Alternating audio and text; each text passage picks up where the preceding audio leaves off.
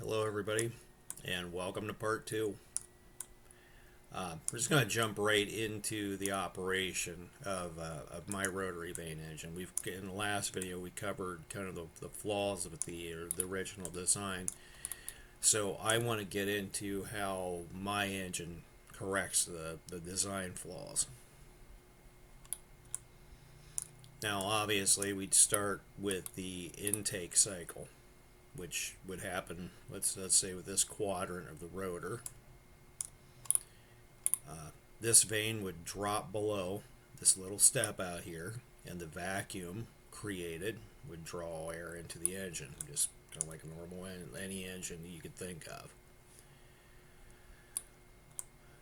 Whenever this leading vane hits this part of the case and compresses, this trailing vane would compress the atmospheric pressure air in the chamber into this cavity right here. And it would do this until it reached a point, in this point in the case, where it was completely enclosed. And I'm going to assume that this would have to be a very high compression ratio, because once the leading edge vane came out into this open area, you're obviously going to have a drop in pressure because of the increase in volume. So I don't know, let's say hypothetically it was 20 to 1, the vane would hit this point and it would drop down to 10 to 1 or whatever.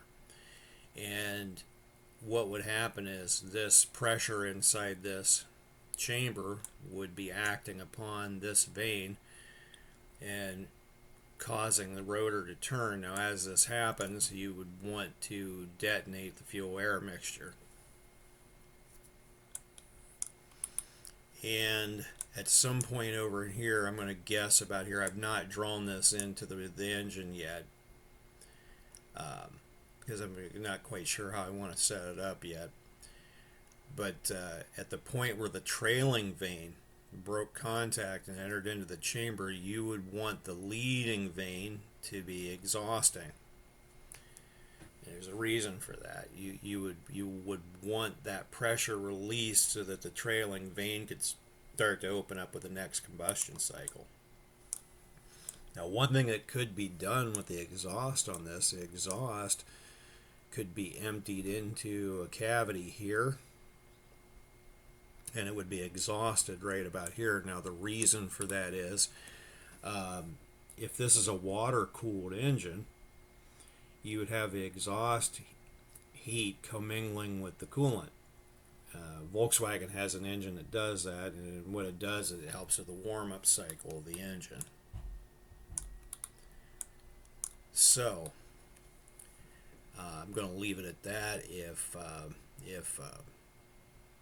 you have any questions, any thoughts, want to put them in the comments, feel free to do so. Thanks for watching the video.